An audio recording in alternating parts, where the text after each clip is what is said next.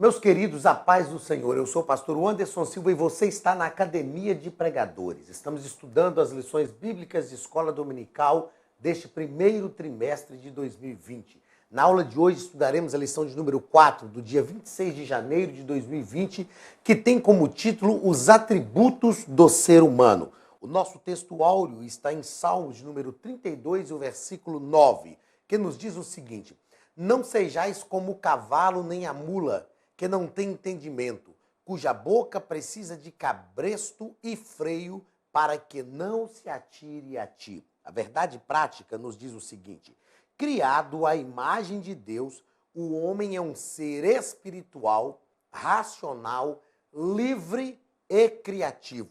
Sua missão primordial é glorificar o Criador e mantenedor de todas as coisas. Ponto central da nossa lição nos diz que o ser humano é um ser espiritual, racional, livre e criativo. De todos os seres criados por Deus, o ser humano foi o único que Deus criou conforme a sua imagem e conforme a sua semelhança. E por isso, Deus comunicou ao ser humano alguns atributos dele mesmo, alguns atributos do próprio Deus. São atributos que, ao estudarmos a teontologia, que é a doutrina do ser de Deus, nós chamamos de atributos comunicáveis. Deus tem atributos tanto comunicáveis como incomunicáveis. Como o próprio nome diz, os atributos incomunicáveis, ele não comunica a ninguém. Soberania, onipotência, onipresença, onisciência, isso Deus não comunica a ninguém. Mas os atributos comunicáveis de Deus foram comunicados somente ao ser humano.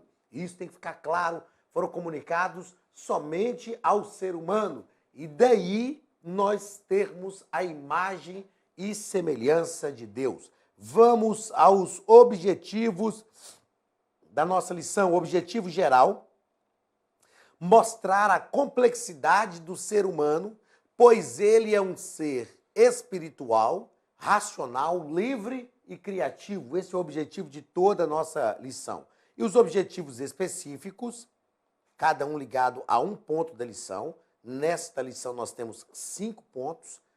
Então, a você que é professor de escola dominical, você precisará ter muito mais perícia, porque é uma lição tanto quanto mais extensa, e o tempo geralmente é o mesmo, né? Então, o primeiro objetivo específico, ligado ao primeiro ponto, explicar a espiritualidade humana. Segundo, radiografar a racionalidade humana. O terceiro, expor a sociabilidade humana. Quarto, aclarar a liberdade humana. Quinto, pontuar o trabalho e a criatividade humana. Leitura bíblica em classe da nossa lição está em Romanos, capítulo 12, do versículo 1 ao versículo 10. O texto bíblico nos diz o seguinte: Rogo-vos, pois, irmãos, pela compaixão de Deus, que apresenteis o vosso corpo em sacrifício vivo, santo e agradável a Deus, que é o vosso culto racional. E não vos conformeis com este mundo, mas transformai-vos pela renovação do vosso entendimento, para que experimenteis qual seja a boa, agradável e perfeita vontade de Deus. Porque pela graça que me é dada, digo a cada um dentre vós que não saibais mais do que convém saber, mas que saiba com temperança, conforme a medida da fé que Deus repartiu a cada um. Porque assim como num só corpo, ou em um só corpo, temos muitos membros, e nem todos os membros têm a mesma operação, assim nós que somos muitos, somos um só corpo em Cristo, mas individualmente somos membros uns dos outros, de modo que, tendo diferentes dons, segundo a graça que nos é dada, se é profecia, seja ela segundo a medida da fé, se é ministério, seja em ministrar, se é ensinar, haja dedicação ao ensino, ou o que exorta, use esse dom em exortar, o que reparte, faça-o com liberalidade, o que preside com cuidado, o que exercita misericórdia com alegria. O amor seja não fingido, aborrecei o mal e apegai-vos ao bem. amai-vos cordialmente uns aos outros, com amor fraternal, preferindo-vos em honra uns aos outros. Nós vemos aqui, então, o conselho de Paulo na carta aos Romanos, não só para a igreja de Roma, mas para todos os cristãos de todos os tempos. Paulo está aconselhando diversas coisas, desde oferecer a Deus um culto racional, um culto com inteligência, deixando claro essa racionalidade humana, essa condição do ser humano de pensar, de refletir, de raciocinar, de tomar as atitudes corretas, até o relacionamento uns com os outros. É o que ele fala no versículo de número 10. Paulo vai falar também da diversidade humana. Nós, seres humanos, não obstante sermos chamados de, ou embora sermos chamados de semelhantes, temos uma diversidade colossal. Existem abismos entre as diversidades que nós encontramos em cada indivíduo. E essas diversidades têm que ser respeitadas, até no contexto do exercício ministerial. Paulo deixa isso claro quando ele diz que nós somos membros uns dos outros, estamos no mesmo corpo, mas somos muitos e temos diferentes dons segundo a graça de Deus que nos foi dada. Paulo está nos ensinando a ter aqui não só o respeito mútuo e o respeito pela diferença do outro, mas ter o respeito até mesmo pelo exercício ministerial, pelo trabalho que o outro presta em relação ao reino de Deus, que é diferente do nosso. E quando nós aprendemos a respeitar isso, nós vivemos melhor, nos tornamos indivíduos melhores e conseguimos viver de forma mais harmônica no contexto social, no contexto familiar, enfim, enquanto nos relacionamos com o nosso semelhante. Nesta aula de hoje, nós vamos estudar alguns aspectos do ser humano, já que estamos tratando desses atributos do ser humano. Nós vamos estudar alguns aspectos do ser humano: a espiritualidade, racionalidade, sociabilidade, liberdade e criatividade. Nós vamos perceber que cada um desses aspectos são muito importantes e relevantes. O ser humano é um ser espiritual. Eu já disse em aulas anteriores, e nesta principalmente irei repetir por algumas vezes, que nós não somos seres espirituais vivendo uma vida humana. Não somos seres humanos vivendo uma vida espiritual. Somos seres espirituais vivendo uma vida humana. Para nós compreendermos isso, nós precisamos pensar pelo seguinte prisma: nós fomos criados por Deus. E a Bíblia diz que Deus é espírito. Se Deus é espírito, tudo que ele faz é espiritual. Quando nós ministramos a disciplina de espiritualidade cristã, aliás, uma das disciplinas que compõe o nosso curso médio em teologia, e foi uma disciplina que nós ministramos aqui na Academia de Pregadores, Espiritualidade Cristã, nós aprendemos que tudo na vida deve envolver a espiritualidade. Porque tudo que Deus criou para o ser humano envolve a espiritualidade. Essa visão dualista que às vezes nós temos, que uma coisa é a minha vida espiritual, outra coisa é a minha vida humana, está totalmente descontextualizada com o reino de Deus e com o seu propósito para a humanidade. Tudo que Deus fez envolve a espiritualidade. E tudo que nós fazemos deve glorificar o nome do Senhor. Paulo disse que quer comamos ou quer bebamos ou façamos qualquer outra coisa. Paulo diz assim: fazei tudo para a glória de Deus. Se é para glorificar a Deus, é espiritual. Então nós precisamos entender isso, porque isso muda todo o nosso estilo de vida, toda a nossa maneira de ver a vida, toda a nossa forma que encaramos a vida, que solucionamos os problemas, que lidamos com todas as circunstâncias, sejam elas adversidades ou não. Isso muda tudo quando nós pensamos e realmente acreditamos que somos seres espirituais e não seres humanos. Somos seres espirituais vivendo uma vida humana. Fomos criados por Deus, que é espírito, para viver nessa terra e, portanto, viver uma vida humana. Mas somos seres espirituais. Em essência, somos seres espirituais.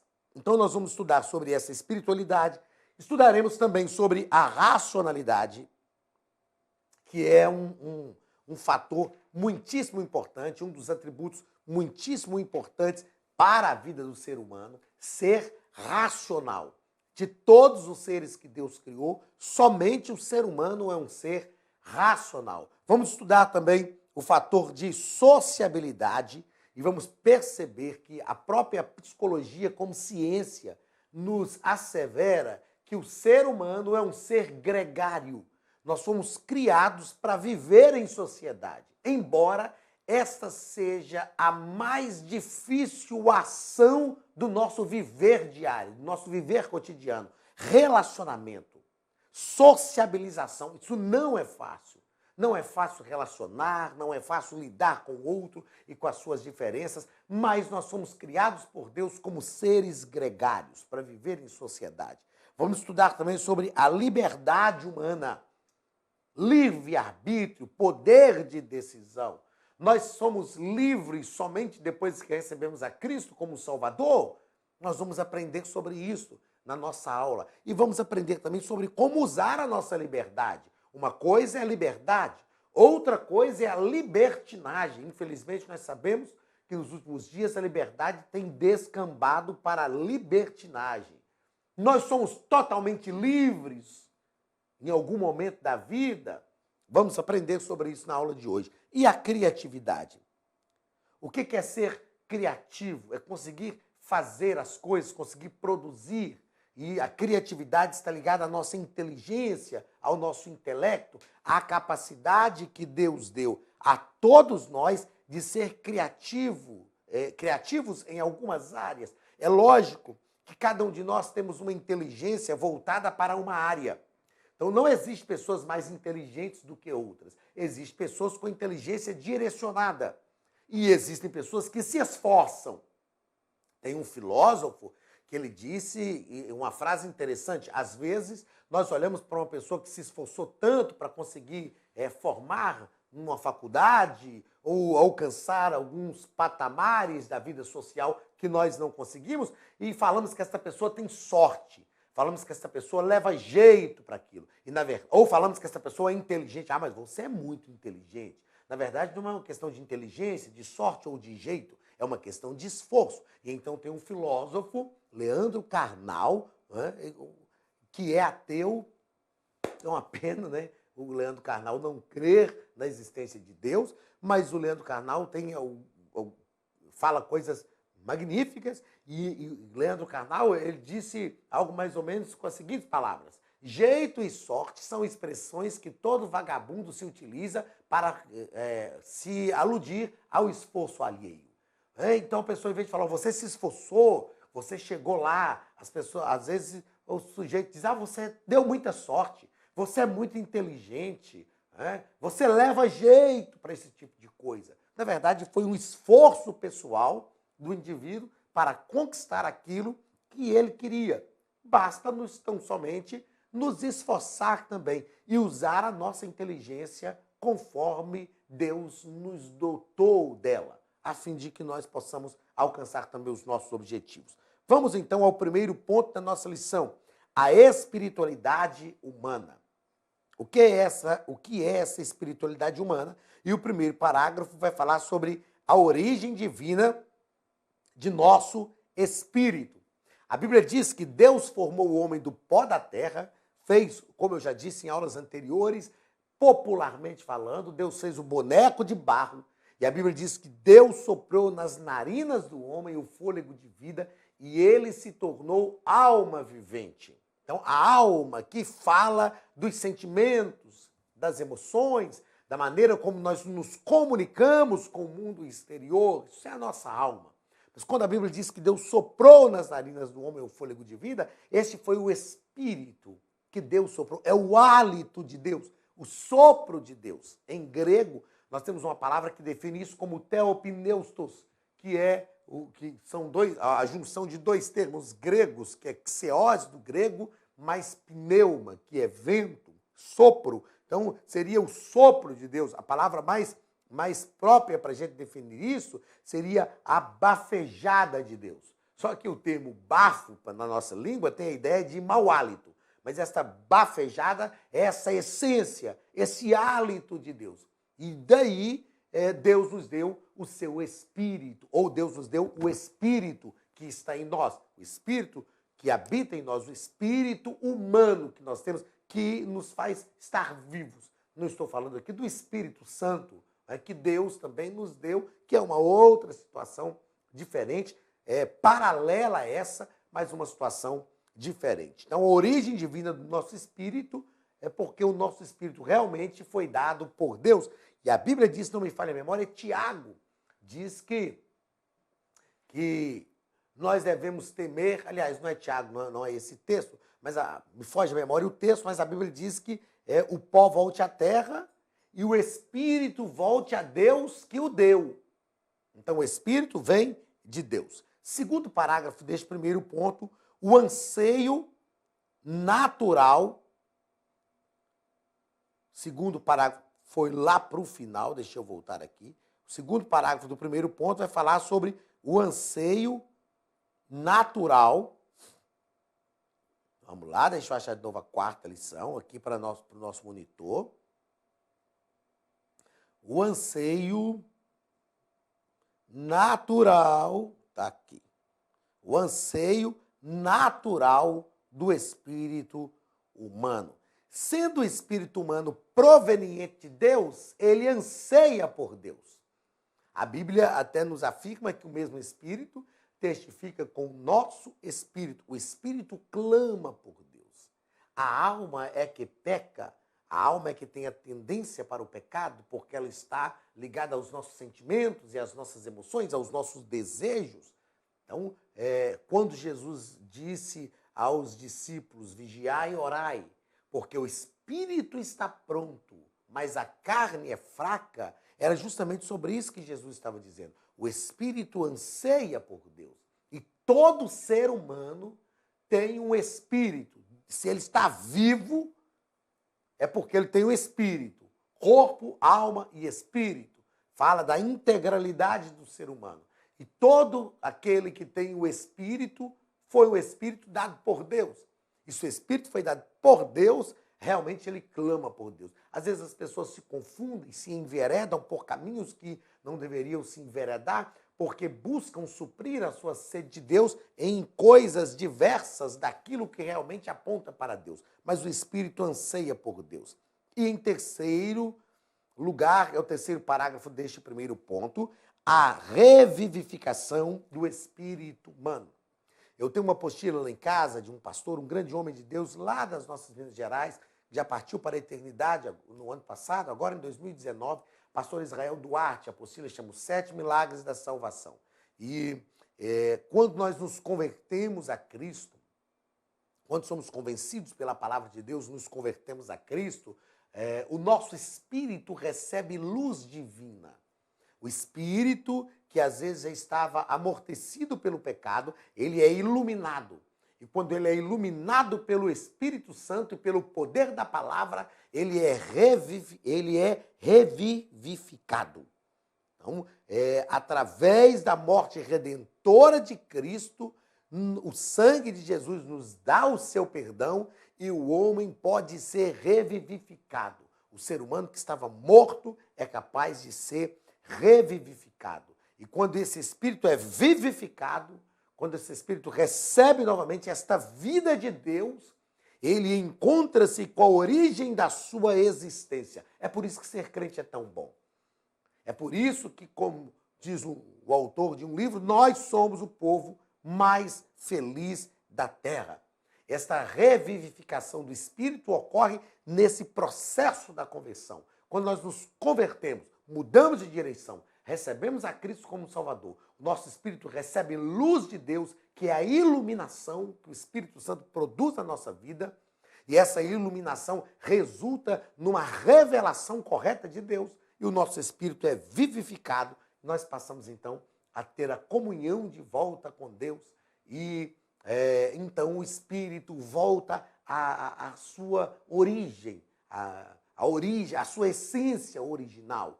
né, de onde ele realmente veio. Segundo ponto, a racionalidade humana. No primeiro parágrafo, o comentarista vai falar sobre Deus é um ser racional. Faça cursos completos de teologia, hebraico bíblico, preparação para a escola dominical. Estude a palavra de Deus com mestres capacitados. Elienay Cabral, Josué Brandão, Cláudio Gama, Alain Brizotti, Benhur Lopes, Elias Torralbo, Eduardo Reis e muitos outros professores. Seja um pregador mais capacitado para pregar o Evangelho. Tenha acesso ilimitado a todos os cursos online por apenas R$ 49,90 mensais. Venha estudar na Academia de Pregadores. A maior escola de teologia online do Brasil.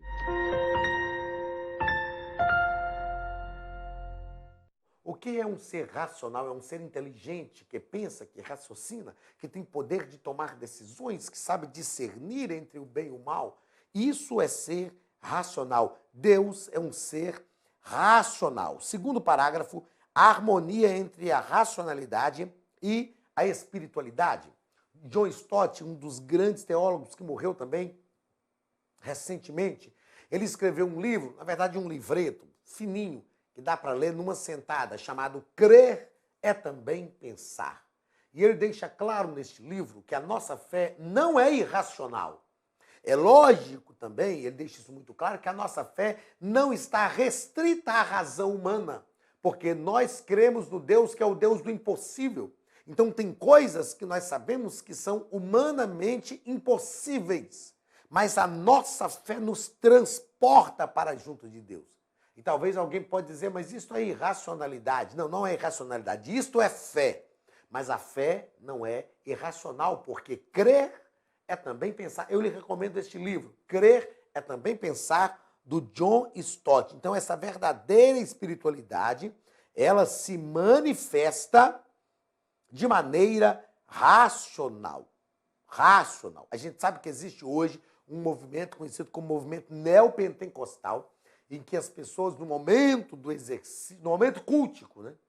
No momento do exercício da sua espiritualidade, não somente, porque a espiritualidade é exercitada em todos os aspectos da nossa vida, mas no momento cultico, nós sabemos que temos pessoas que parece que entram em transe. Eu estava tão envolvido pela presença de Deus que eu não sei o que aconteceu. Isso não existe. Isso não existe. Né? Quem se apodera da pessoa e a pessoa não entende o que está acontecendo, não sabe o que aconteceu, isso é o diabo. Isso é possessão demoníaca, são os demônios. Agora, Deus é um ser racional. E sendo um ser racional, a nossa fé é também racional. Na leitura bíblica em classe, nós lemos aquilo que é comentado pelo pastor Cláudio Honor de Andrade, aqui no terceiro parágrafo desse segundo ponto. Culto racional agrada a Deus. Culto com inteligência, com a razão. Eu não estou dizendo que nós temos que ser racionalistas, porque se formos racionalistas, nós perdemos a fé. Existem coisas que vão além da circunstância humana e nós precisamos crer. Isto é crer. Não é ser racionalista, mas é ser racional. É entender que Deus gosta das coisas de forma ordeira, que Deus gosta das coisas feitas com inteligência, com racionalidade, de forma pensada. Deus gosta de organização. E às vezes as pessoas confundem isso. Não, é que o Espírito revelar. Mas espera aí, será que é o Espírito mesmo que está revelando algumas coisas que algumas pessoas dizem que está sendo revelada pelo Espírito por aí? Então nós precisamos ter cuidado, porque até o nosso culto tem que ser um culto racional. Terceiro ponto, a sociabilidade humana. É a condição do ser humano ser sociável. Primeiro parágrafo, a solidão é nociva ao ser humano. Existe uma diferença entre solidão e solitude. Solidão e solitude. O que é solitude? Solitude é um momento que nós nos propomos a um isolamento a fim de meditarmos nas coisas de Deus, a fim de nos consagrarmos a Deus. São momentos de solitude, momento que nós nos separamos de forma inteligente, de forma racional, para nos consagrarmos a Deus. A solidão, não. A solidão são momentos de amargura, de tristeza, que nós nos sentimos sozinhos. Então, a solidão é nociva ao ser humano. Já que Deus nos criou seres gregários, como nós falamos no início da nossa aula e como ensina a psicologia, nós precisamos de pessoas ao nosso lado. Uma das coisas mais magníficas que Deus nos dá são amigos. Provérbios capítulo 17, versículo 17, se não me falha a memória, diz assim: em todo tempo ama o amigo, mas na angústia nasce o irmão. A Bíblia diz também que existem amigos que são mais chegados do que irmãos. Nós precisamos orar a Deus para que Deus nos dê amigos. Eu ensino e tenho isso como uma filosofia de vida, e eu ensino que nós não precisamos de muitos amigos. Nós precisamos de poucos amigos, mas amigos sinceros, amigos de verdade. Eu não estou falando daqueles amigos que vão para uma rodada de pizza com você, principalmente se você pagar, você vai ter muitos. Mas eu estou falando daqueles amigos que estão no seu lado, ao seu lado, nas horas de dificuldade. Aqueles amigos que te estendem a mão quando ninguém está por perto. Aqueles amigos com os quais você pode compartilhar os seus problemas, os seus defeitos, e eles não usarão os seus defeitos para te detonar. São amigos de verdade, amigos das horas mais difíceis, amigos das lágrimas solitárias, amigos que nos estendem a mão. Não são aqueles amigos que te ligam sempre para pedir alguma coisa emprestada. Aquele amigo que te liga e fala: lembrei de você, então estou te ligando, hein? Aí ele conversa 2 minutos e meio com você e fala: agora que... aproveitando a oportunidade, ele já vai te fazer um pedido. Não é que ele lembrou de você, é que ele tinha uma necessidade, ele sabia que você podia supri-la. Nós precisamos criar... Eu tenho um amigo que faz parte desse ciclo de amigos de verdade, pastor Jander Magalhães, e ele sempre diz o seguinte: o Anderson, nós precisamos criar uma rede de amigos que pensem sempre a mesma coisa. Gente que tem a mesma visão, gente que vive pelo mesmo propósito, gente que luta pelos mesmos motivos, gente que trilha os mesmos caminhos, gente que tem o mesmo princípio de reino na vida. São pessoas que nós devemos trazer para estar ao nosso lado. Pedir Deus que nos dê amigos de verdade, que estejam ao nosso lado, que vão promover coisas boas na nossa vida e nós vamos promover coisas boas na vida delas também. São amigos que Deus precisa nos dar na casa de Deus, na nossa família, na sociedade. Talvez pessoas até que não são crentes, mas que são amigas de verdade.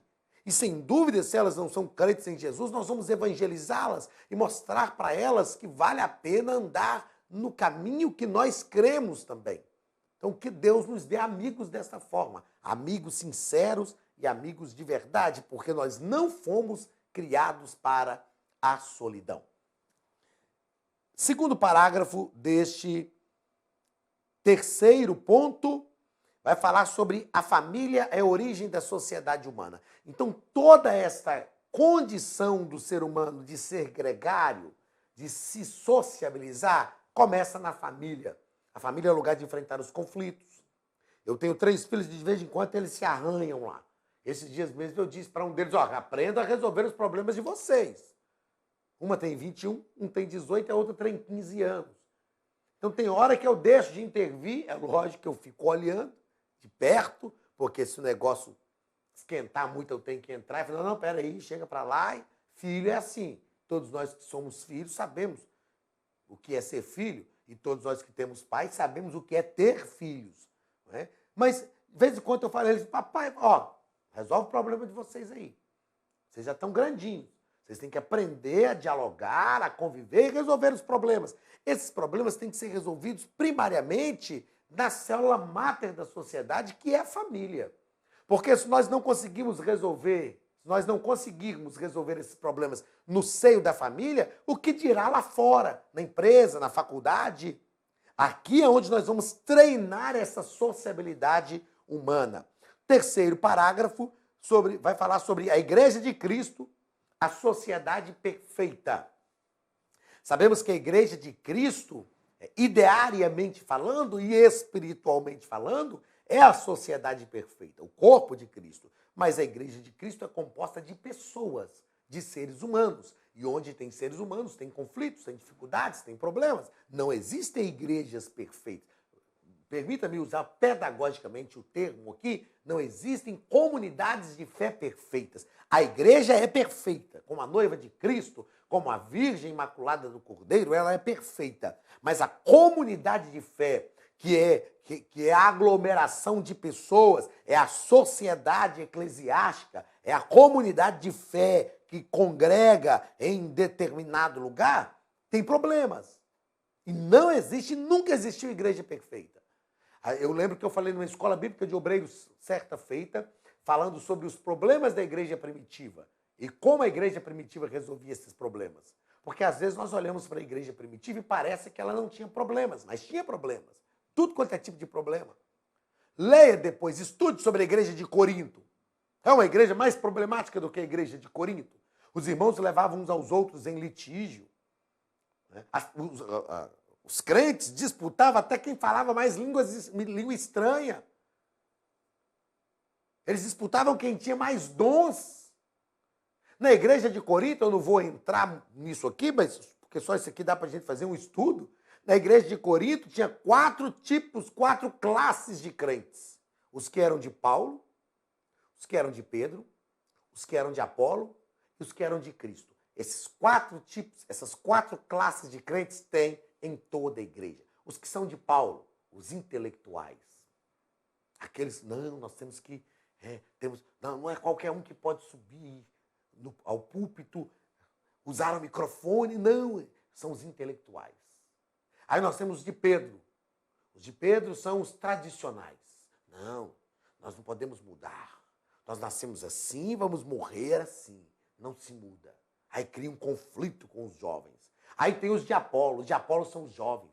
A Bíblia diz que Apolo era um varão eloquente. É aqueles que, não, agora é a nossa vez, essa velharia passou.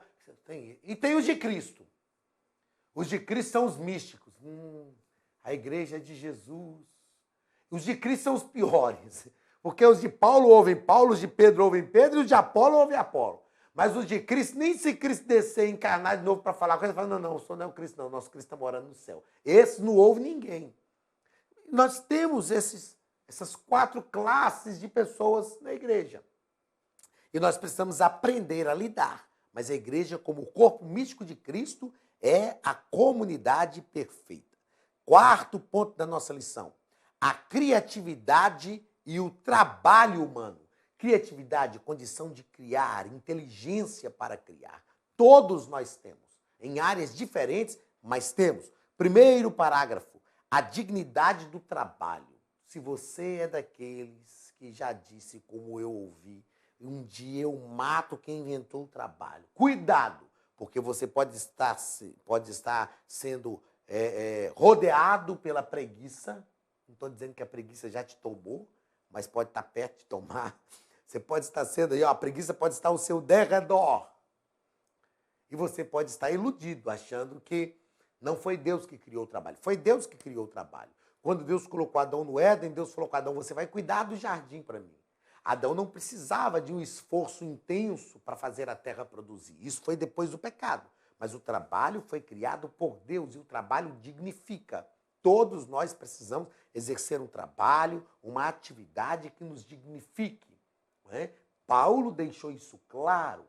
Paulo, ele trabalhava também. É lógico que tem aqueles que são hoje assalariados pelo ministério, vivem de tempo integral para o ministério. E eles trabalham em prol do reino de Deus.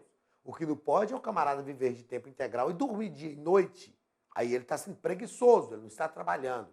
Mas trabalham com afinco para que o reino de Deus se fortaleça, para que a obra de Deus se expanda, para que as pessoas conheçam a Cristo como o seu Salvador. Segundo parágrafo do 5º ponto, a criatividade humana. Os descendentes de Adão estão trabalhando, métodos, desenvolveram em pouco tempo as mais variadas técnicas. Então, todos nós somos criativos em algumas áreas.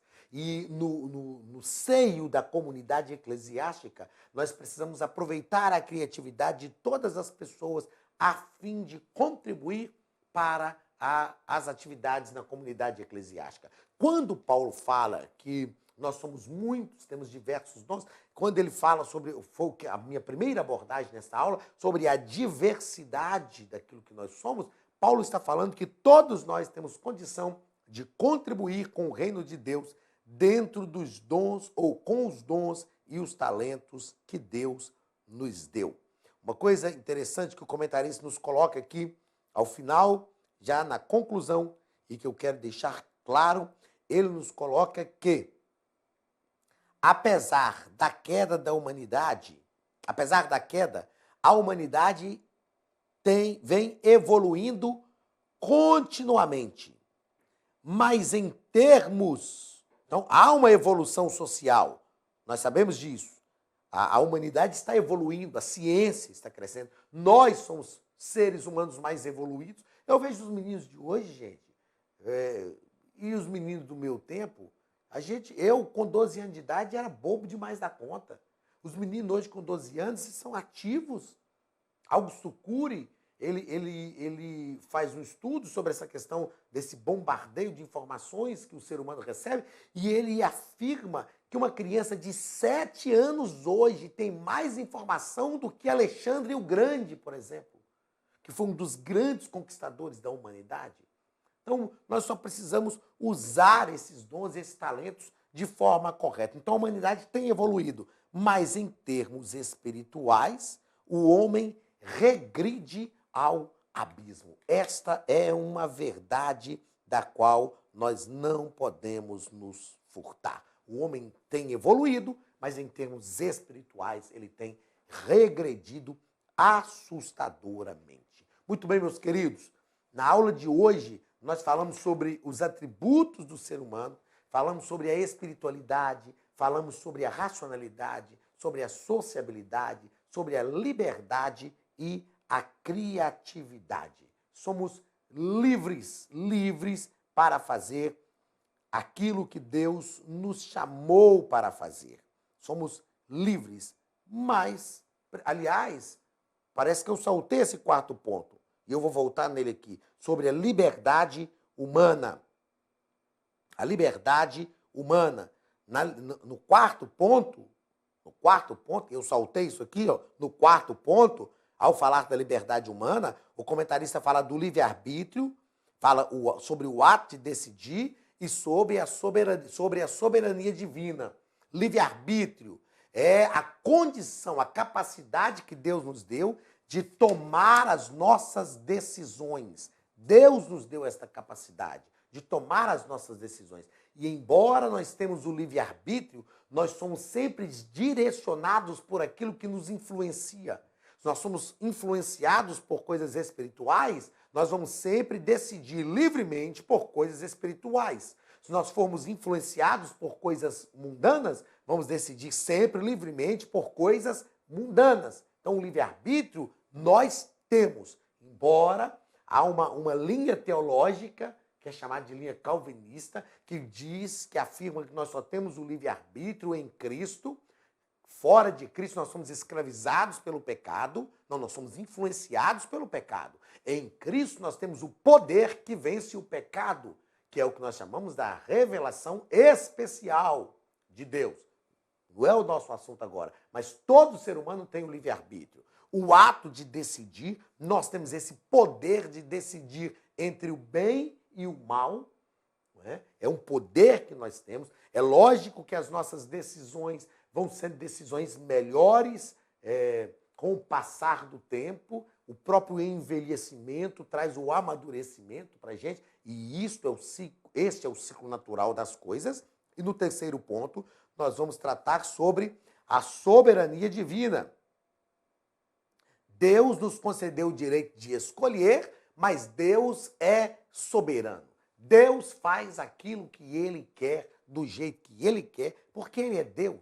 Ele é soberano, e Deus não é injusto quando Ele é soberano, porque Ele é o Criador dos céus e da terra, Ele é o sustentador, o mantenedor do universo. Então, Ele é soberano, faz conforme Ele quer. Então, o livre-arbítrio, aqui as letras meio borradas, mas dá para a gente ver aqui, o livre-arbítrio humano, e a soberania divina não são excludentes, são perfeitamente harmônicos. Então Deus sabe que muitas vezes nós vamos usar o nosso livre-arbítrio para o mal, mas Deus não vai intervir, porque foi Ele quem nos concedeu o livre-arbítrio. E na sua onisciência, Ele já sabia que nós, em algumas situações, usaríamos o livre-arbítrio para o mal. E se Ele nos concedeu o livre-arbítrio, mesmo sabendo disso, isso quer dizer que Ele nunca vai cercear o nosso livre-arbítrio, tomar o nosso livre-arbítrio. Aí você pode perguntar, mas pastor, e naquelas situações que Deus manda a gente fazer algumas coisas e a gente não quer? Eu digo que Deus tem um poder de persuasão muito grande. Deus sabe nos convencer. Deus sabe onde nos tocar. E então nós nos entregamos, nós cedemos à vontade soberana de Deus. Agora sim, chegamos ao final da nossa aula, mesmo tendo comentado o 5º ponto e depois o 4º, já íamos saltando o 4º ponto, mas está aí o comentário também do 4º ponto. Que Deus te abençoe. Estamos sempre juntos aqui na Academia de Pregadores. Você conosco é um sinal de prestígio para nós e nós louvamos a Deus pela sua vida. Deus te abençoe, um grande abraço e até a semana que vem, em nome de Jesus. Estude a Bíblia Sagrada de forma simples, pela internet, mas com profundidade. Desvende os mistérios da palavra e transforme completamente seu conhecimento bíblico e sua vida ministerial. Este projeto inovador, inédito em língua portuguesa, reúne alguns dos melhores ensinadores da atualidade para capacitar a igreja e preparar líderes. Já são milhares de alunos em 48 países que estão desfrutando de aulas espirituais e cheias de revelações. Na Academia de Pregadores, você vai encontrar professores que são referência naquilo que falam, preparados para ensinar. Nomes como Elianai Cabral, Cláudio Gama, Alan Prisotti, Napoleão Falcão, Carvalho Júnior, Benhur Lopes, Josué Brandão, Elias Torralbo, Eduardo Reis e muitos outros. Cursos com certificados, reconhecimento e conteúdo de excelência. Tenha acesso ilimitado a todos os cursos pagando apenas R$ 49,90 por mês. Veja as aulas pelo computador, pelo tablet ou no celular, numa moderna plataforma digital, no horário que quiser. Você ainda pode rever as aulas sempre que precisar. Aproveite esta oportunidade e faça parte da Academia de Pregadores, a maior escola bíblica e teológica online.